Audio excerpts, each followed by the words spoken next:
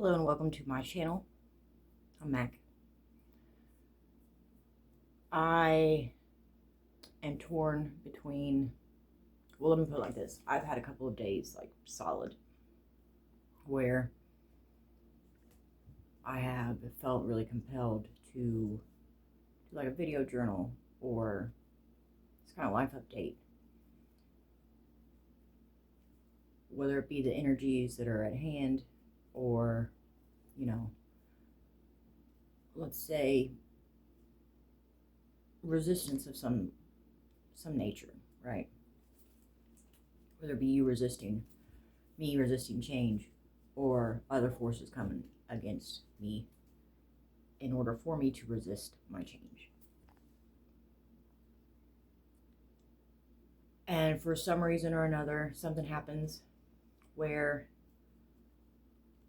I get pulled away from it. I even wanted to get on here and do a tarot reading because I don't know, I feel compelled to. Pulled away. So, I guess I'm here just to tell you kind of what's going on in case maybe you're going through the same. You're like, what the fuck? And then maybe you'll feel good because somebody else is going through it with you. You can make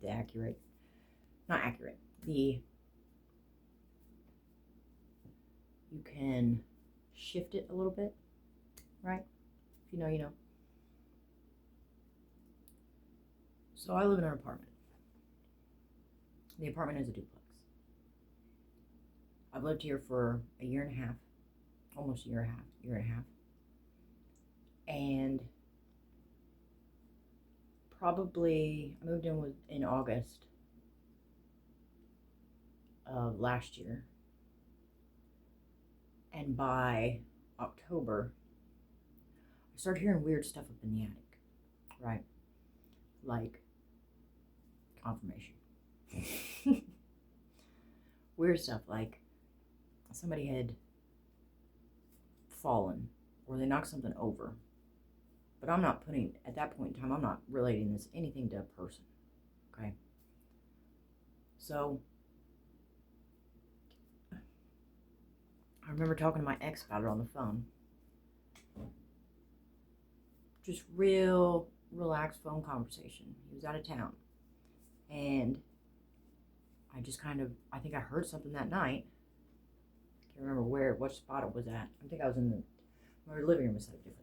So I was kind of technically in the same area, but that doesn't matter. So I get kind of freaked out because my ex out of nowhere says, not out of nowhere, I'm sorry. My ex says, have you thought about maybe something being up in the attic? Maybe that guy next door. Because where the attic entrance is, both duplexes the exact same, right? There's an attic door up on the ceiling. The next door neighbor's gonna have the same thing. Easily accessible. You gotta get up there, but it's just a door. It's not sealed. And it clicks to me, and I'm like, oh shit. What if this is the case? Then I ended up leaving. I stayed at a hotel. It really freaks me out that night. Time goes on. I end up at one point calling the police and them telling me, like, we just gotta catch him up in there for us to be able to really do anything, but I could still fill out a report.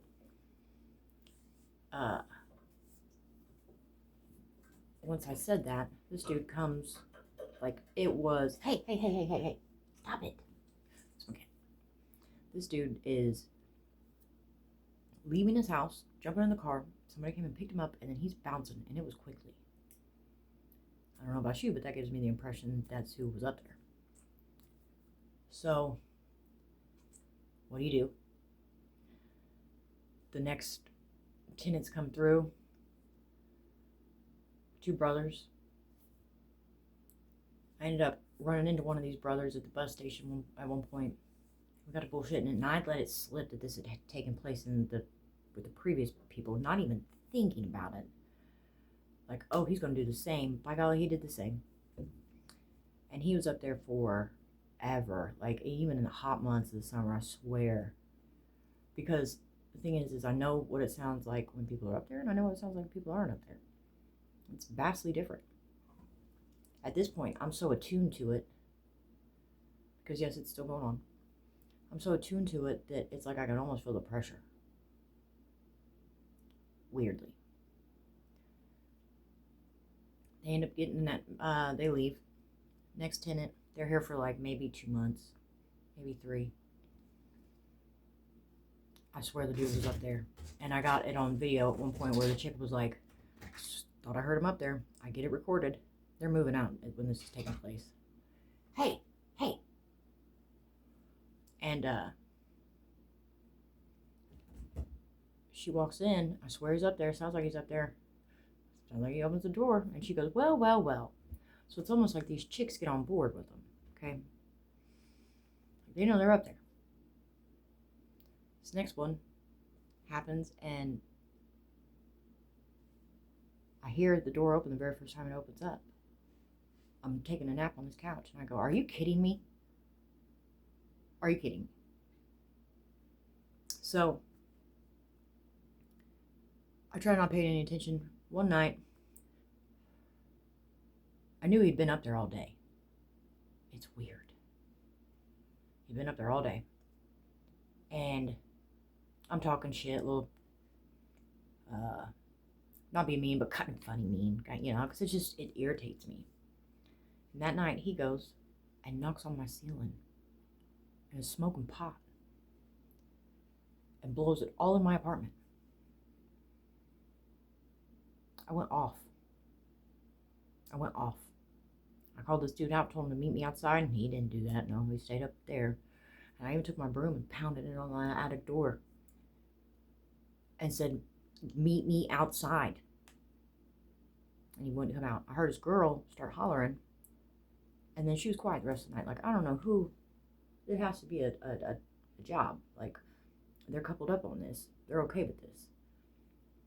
Because what chick lets their dude go and watch some other chick in the apartment next door? That's single, you know. It don't make any sense to me.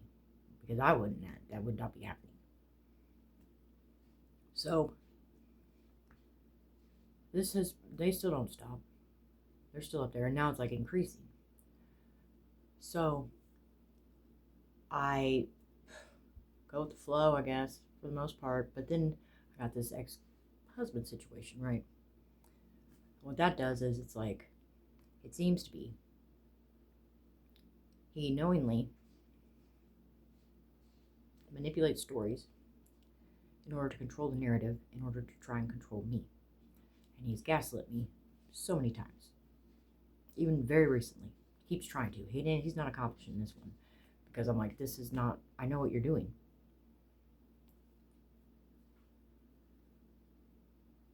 This is brought into the mix too, and it seems like every time my ex-husband shows up, this dude leaves. And I'm trying to show my ex-husband, like, what's happening. This dude will leave, and he never leaves. He's there all the time. Kind of sassy. Multiple times. Even when I had to go to my daughter's Christmas thing tonight, sure enough, he comes, he's gone. He's conveniently gone. So I was like, okay, what if my ex paid every one of these tenants, to do this? This wasn't my first thought. The first thought was that something is like, some energy is taking these people over. And they really aren't aware of it. And I feel like it jumps to my ex too. Because he'll shift and things go bad.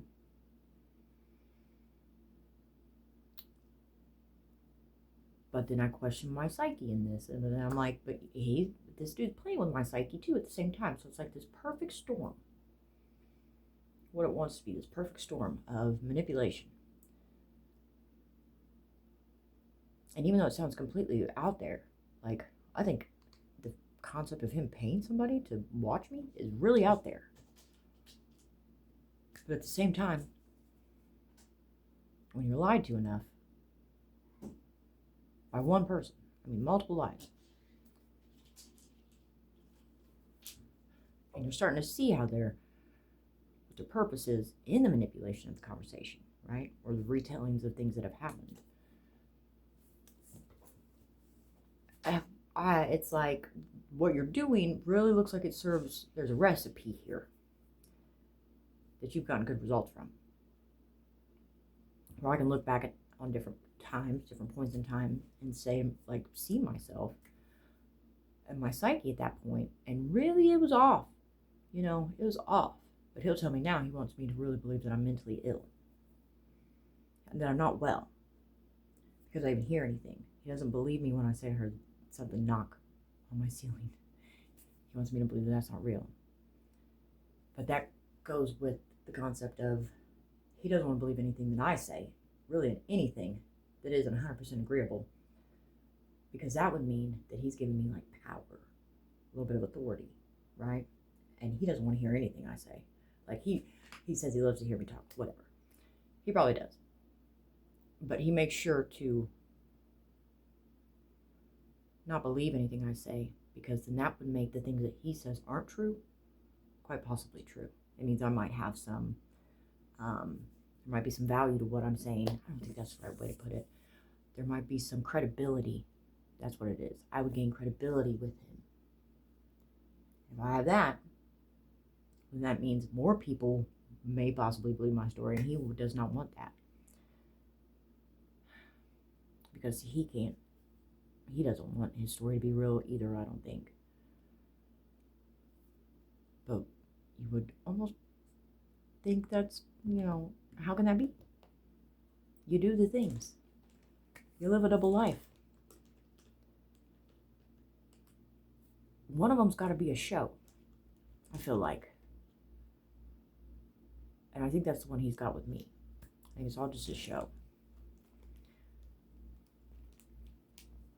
There's way more to this as well, in terms of like, what would be the purpose of him paying this guy up here? What would be the purpose? Money, maybe? I don't know. Then I hear a lot of this stuff from tarot readings, but it all matches up with my life perfectly. A lot of it does. My mom passing away and my family being shady around that time, my brother and his wife and everybody, like, all of a sudden just, and don't get me wrong, I had a few choice words for them, but that's behavior that doesn't make any sense, blocking me, and disappeared out of a lot of people's lives too. People who are close in a way, where I don't know if he just doesn't want to be associated with these people because it could be linked to this, and then am I just totally making this something that it's not? Because it can be very detailed, it can go very deep. There's a lot of pieces to that puzzle. There's a lot of pieces to all these puzzles. It's all one huge jigsaw puzzle. I would love to know if anybody else is contemplating these things. Watch this tarot too. Like, do you have these situations happening in your life as well? Because, man, it'd be crazy. I just want to know what more of the stories are that are taking place. Because then maybe I feel like I can get a better grasp on reality. It's ridiculous. But is it, though, at the same time? We wake up, right? We're waking up. There's so many illusions. So many illusions we are not aware of until those moments where waking up really starts to hit, and you're starting to have realizations and aha moments about those close to you that were never really close to you. And they'll tell you this, like, this person is not who you think they are. But then you're in front of them and they're like, acting complete opposite of that. Like, you would not think that.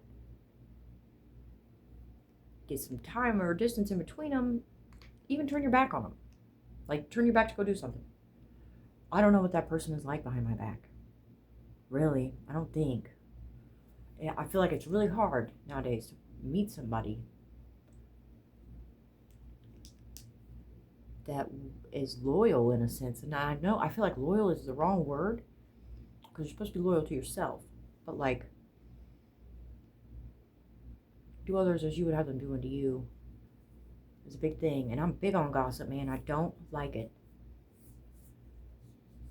I don't like it. I don't like talking about people in that manner. Now, when I get on one, don't get me wrong, I'll talk about this situation, which is in a way me talking about people. Try to approach it the best way I can. I feel like I'm pretty, I hate to say realistic, because it sounds so out there. But I don't think we realize how out there our realities are. I don't think we all realize that we have been gaslit as well by these places, these people. This reality is like, I wrote it today, it's like the fish who doesn't know that they're swimming in water. You know, that's how we are living through this reality. We have no idea that these things are anything, but we're breathing them in and taking them all in, and they are affecting us mentally. We're all a little ill, and we're all a little unwell, and we think that's normal. We don't even know that, let's say we don't even realize that we're unwell, but the way we're seeing things is a certain reality that we're okay with. Because we aren't ones that live through our suffering. Like, we think we're suffering. We are, okay, how did he put it, man? We think we're suffering.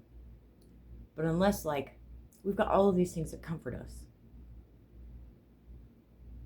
When we have these moments where we're triggered and we want to stop it. So you consume something, whether it be a TV show, a piece of cinnamon toast, or just over consuming anything.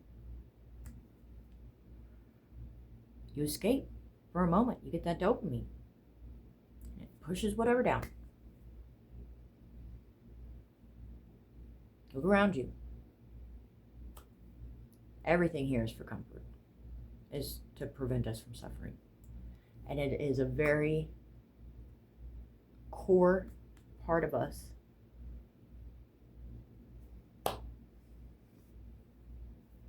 Yeah. What do you do? Anybody that knows what I'm talking about, any stories, any information, I would really appreciate it. I will leave my email address in the About section or the More section, and I hope to hear from you.